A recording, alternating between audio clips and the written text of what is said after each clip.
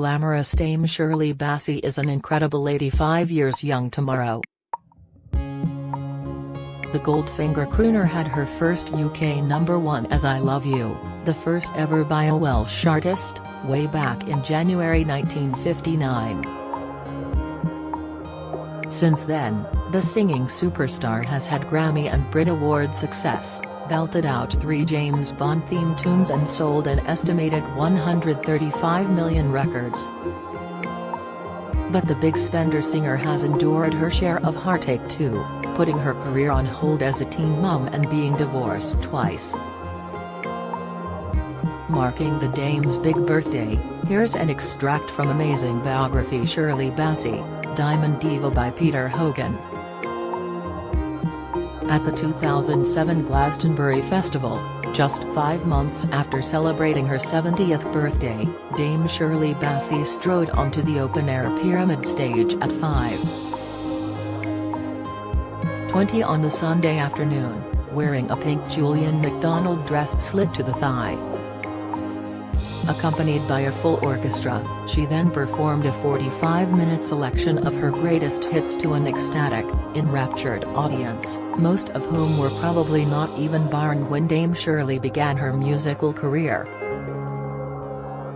For many of them, the inclusion of Light My Fire in her set alongside Goldfinger and Big Spender probably came as a bit of a shock. But the truth was that she'd recorded her own version of the Doors song nearly 40 years earlier, and the line "No time to wallow in the mire" certainly seemed appropriate for a crowd struggling in the Glastonbury mud, several feet deep in places that year. 2 nights earlier at the festival, Arctic Monkeys had included a version of Diamonds Are Forever in their set. After performing the song herself, Dame Shirley quipped, "Arctic Monkeys, that's how it's done." The crowd roared its approval. It turned into a great big sing-along, promoter Harvey Goldsmith later commented of her performance. "She went out and slayed 'em." Her sister Gracie once confirmed that Shirley sang as soon as she could talk. Shirley has admitted that she has no explanation for the origins of her voice. She said, "Nobody in my family sings, nobody from my mother's side. We don't know about my father's side. There was probably some ancestor out there chanting for rain with this powerful voice centuries ago." Shirley was just 16 when she gave birth to her first child, daughter Sharon, forcing the fledgling star to quit touring and return to Wales, where she worked as a waitress. Shirley insisted on keeping her. It's hard to convey now just how scandalous this was at the time. Single mothers were then almost completely ostracized socially. They were regarded as fallen women and usually forced to give up their children for adoption. Even if this course were taken, a girl's reputation could still be ruined, and she was often forced to move away and begin a new life elsewhere. Shirley, however, dealt with the issue head-on, although she attempted to keep her baby's existence from most of her professional contacts. She later admitted, "The baby was a secret. Not many people knew about it because I can be very private, just as I can be very public. But I could look after myself." Not only was Shirley not married to her baby's father, she has resolutely refused to name him, saying, "I don't talk about it for this reason. Sharon gets touchy if I mention it, and I understand that." It wasn't until 1998, after a court case in which she had denied charges that she was anti-Semitic, that Shirley revealed that Sharon's father was Jewish, that he had been married with 2 children at the time of their affair, and that she had never told him of Sharon's existence. She said, "It would hurt too many people." Shirley's older sister raised Sharon until she was 9, allowing her sibling to throw herself into her quest for stardom, including a pivotal performance in Scotland. Either on her first national tour or shortly afterwards, Shirley was told by a promoter that he'd like to see whether she could handle playing at the Glasgow Empire. The theatre was notorious as one of the toughest in the country. Its heckling audiences were legendary. I asked him why I had to go all the way to Glasgow to prove myself, Shirley recalled decades later. He explained that, if I could win over that audience, he'd get me a contract in all the mass empires around the UK. So Shirley headed to Glasgow. She later said of the merciless Empire audience, "It was like a bear pit. I stood in the wings and heard them boo the acrobats when they nearly lost their balance and boo the comedians when their jokes weren't funny enough. Oh, they were dreadful. I was petrified. But I told myself that that wasn't going to happen to me." When Shirley's turn came to go on stage, she was understandably nervous, but got through her first song without any incidents. The trouble started as she began singing her second number, a slow and sexy rendition of Cole Porter's "I've Got You Under My Skin." Shirley said, "The audience began hooting and hollering, and telling me to get my clothes off. Instead of attempting to battle on regardless and ignore this onslaught, Shirley simply stopped singing." Half a bar later, the theatre's orchestra also raggedly ground to a halt. The heckling slowly subsided, and the whole theatre was plunged into a nervous silence. "At first I just stared at the audience," Shirley recalled. "Then I spoke into the microphone. 'Now look here,' I said, in a broad Welsh accent. 'I've come here tonight to entertain you lot, and if you don't want to listen then I'll bloody well go home. But you can at least give me a chance.' The silence continued. Then I looked at the musical director, started tapping my foot and said, 'Now.' Well, by the time I finished my final number, the applause was deafening." News of the way that Shirley had handled the Glaswegian audience filtered back to mass empires, who kept their word and gave her a contract. "I was a heroine," she later said of the event. But while her career flourished, Shirley was notoriously unlucky in love. She was once held at gunpoint by an obsessive ex-boyfriend.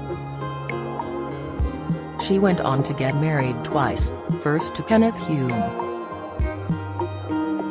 They married shortly after 9:30 on the morning of June 8, 1961, at Paddington Registrar's office. The bride arrived in Hume's coffee-colored Bentley, and wore a pink costume with matching toque hat and veil. The groom arrived on foot 2 minutes after Shirley had entered the building, wearing a dark blue suit with a rose in his lapel. Approximately 14 minutes later, the couple emerged from the building arm in arm. A group of housewives with prams, shopping in the busy street wished her, "Good luck, Shirley." When asked why she had chosen Hume, Shirley would later explain, "He made me laugh, he was incredibly romantic and he asked me 6 times. I was crazy about the man." But Hume filed for divorce in February 1964 and Shirley, who kept him on as her manager, went on to remarry. On August 13, 1968, Shirley married her second husband Sergio Novak, in a brief ceremony that took place at 2:30 a.m. The venue was the Little Church of the West in Las Vegas, where Shirley was appearing in Cabaret at the Sahara Hotel. Her 2 daughters were bridesmaids.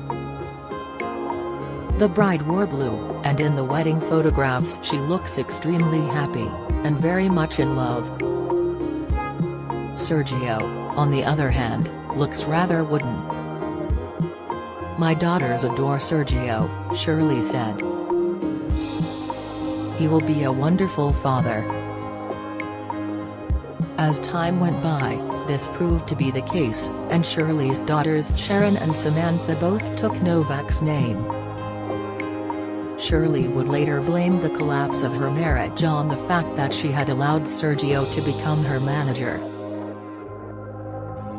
She said, "My first husband was in the business, so it was more like a partnership. I didn't learn from my mistake, I did it again, and, second time, it was even worse. We were talking about contracts in bed." She also ruefully observed, "Money-wise, I've looked after all the men in my life." Sergio Novak, on the other hand, would later claim that the marriage finally ended because Shirley was having an affair with her Australian road manager Kenny Carter. He later claimed, her stardom transferred to her private life. And Shirley has a bad temper. Decades later, Shirley would dismissively refer to her second husband on stage as simply the Italian. While true love eluded her, Shirley's career proved a runaway success. Highlights included 3 James Bond theme tunes, and a damn hood. The first Bond film, Dr. No, had no theme song at all. Matt Monro's rendition of Lionel Bart's theme for From Russia with Love, the next movie in the series, had been only a minor hit in Britain. Goldfinger was the film that would change all that, establishing Bond as a massive commercial property. The 1964 film captured the public imagination, thanks to its gadget-laden Aston Martin, its laser-wielding villain and the unforgettable image of Shirley Eaton covered in gold paint. It also probably helped that its theme song was a massive international hit, one of the finest moments of Shirley's career.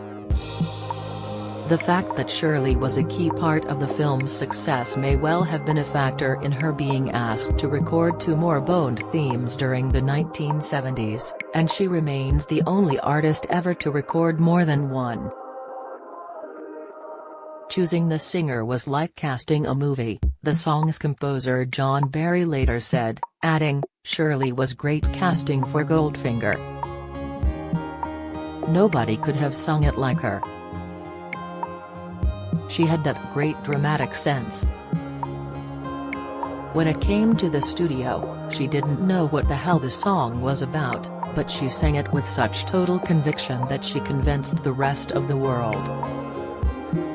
The sessions engineer Eric Tomlinson recalls Shirley being less than happy when perfectionist Barry insisted on her recording take after take.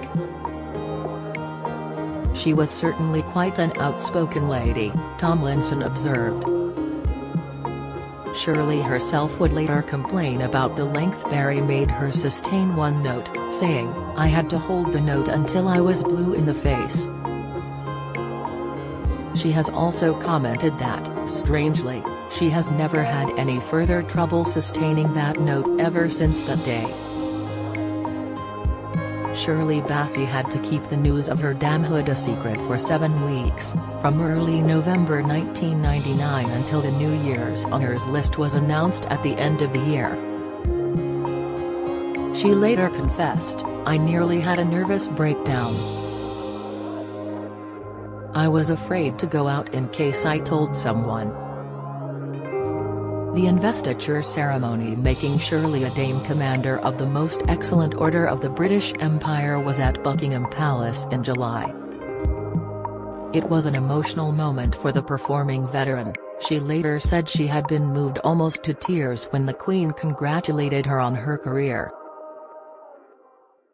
This is an amended extract from Shirley Bassey, Diamond Diva by Peter Hogan, published by Andre Deutsch, extracted by Vicky White.